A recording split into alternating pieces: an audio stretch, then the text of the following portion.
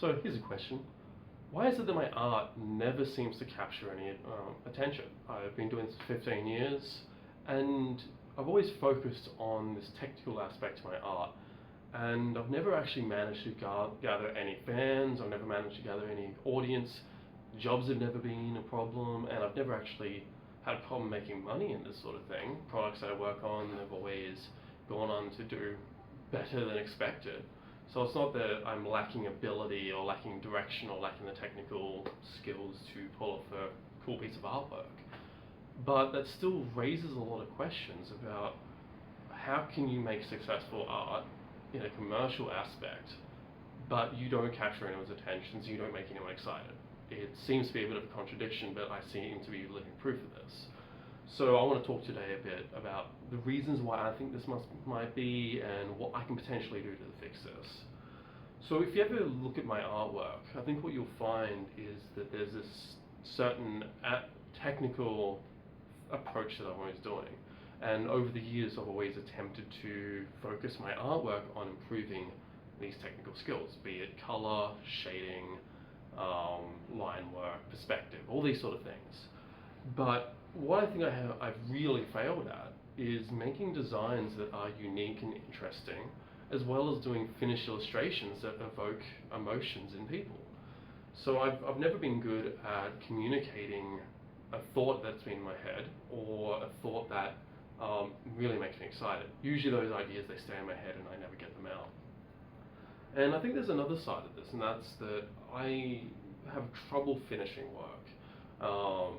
Because I'm always focused on this technical stuff. So it's, let's say I am drawing a portrait, just a basic sort of thing. I'll get obsessed with drawing it really fucking well, but I'm not really focusing on, is this interesting or is this appealing? And I'll give up because I'm getting halfway through and I'm like, okay, I don't know how to do this stuff, and I'll give up, and I don't want to continue because I want to go back and study. So it's this sort of vicious cycle that when I get in and try and do this, it doesn't really work. So really what I think I have to do is sit down and set myself some goals. So this year, I want to finish everything that I start. That is a big goal, but I've started doing this in the sense of I've been finishing every little project. Doesn't matter how meaningful or meaningless. I've been finishing all the little 3D prints for friends that I promised to do. I've been finishing a tattoo design for a friend.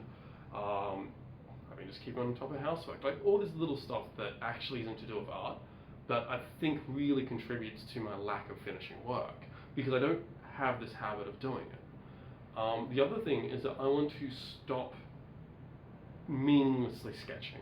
I've always had this ambition where when I would jump into a program, I would have an idea about what am I developing, what am I attempting to learn, and what am I finishing. But usually what will happen is that I'll open up the program when I'm tired, I'll jump in, and I'll start sketching, but then I won't actually do anything of value. I'll draw some boxes to get warmed up, and then I may draw a really shit car design, or I'll draw some basic faces, but nothing interesting. I'm actually completely wasting my time, and I'm not capitalizing on what I should be. So when I open up a drawing program for this year, I want to make sure that I have a plan going in. I have something that I want to achieve, either be a new design or it's going to be continuing an old design. But I'm not allowed to leave anything. I've got to actually go in and finish it all. That also puts a huge onus on being able to finish, choose projects that are worthwhile. And it's very hard to know what's a good project to finish if you haven't finished that many things. I seem to actually have this brick wall where I have never finished a project that is over 3 months long. So Color Constructor, Prisma Palette, Kickball Champion of the World, all these projects that I've done by myself, they've all been less than 3 months. So that seems to be the key-off point. So at the end of the year, I want to make sure that I get a 6-month project done, and try and ramp that up a bit and make sure I can push through with that. But I think that's going to take a bit of warming up and getting used to doing this. Another part of this is thinking about what makes a good project. And I've really been noticing this in projects that friends do and all this sort of thing. And I think it's that you can't take on a project where you have more unknowns than knowns. You can't take on a project where it's going to be research for half of it, because you actually don't know how to complete it. I think that you have to make sure that your projects have a small amount of unknowns just so you can push yourself and do better than you've ever done before.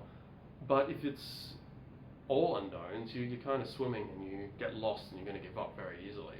So think of it like 70%, 30%. You should know how to do 70% of the project and finish with 30. That's the general theory anyway. And that means, because I haven't been finishing work, I've got to go back to the basics of finishing stuff. So let's say I want to get better at my 3D skills. Well, I haven't finished that much 3D work. I know how to use the programs in depth. I've probably got tens of hundreds of hours in these programs, but there's almost no 3D in my portfolio. Well, how do I fix that? Do I jump in and start doing a large character project or rigging and that sort of stuff? I don't think so. I think the approach here is to actually do small props and keep on finishing them and keep on finishing them and slowly ramping up the difficulty and skill level that's associated with finishing this prop. So I think that really gives us a good plan going forward for what I should do in terms of how I approach projects. But there's also another aspect of this, and what we're really alluding to at the start, where why does my artwork not have that much appeal? And the fact that I'm not communicating things. And I don't think it's that I don't have interesting things in my artwork. I don't think it's that I don't have interesting things to say. I think that I get scared and I don't push them far enough. I get worried about drawing stuff correctly, and so when I get worried about drawing stuff correctly, I don't draw extreme stuff. I don't draw crazy poses. I don't draw robots that are just completely over the fucking top. So I think that one of these projects I choose, it needs to be freaking bananas. It needs to be the antithesis of everything that I've made before, which is pedestrian, plain, technically well done. I want it to be kind of like, maybe even sloppy is actually not a bad thing to aim for here if I'm aiming to break these sort of barriers. Anyhow, I think that's enough thinking and talking, and now I need to get to doing it, and hopefully I can actually start to get an audience and make stuff that makes people really excited. In the end, it's not about people seeing my stuff, it's about making stuff that people get excited about. And I want to be excited about that. So let's go and do that.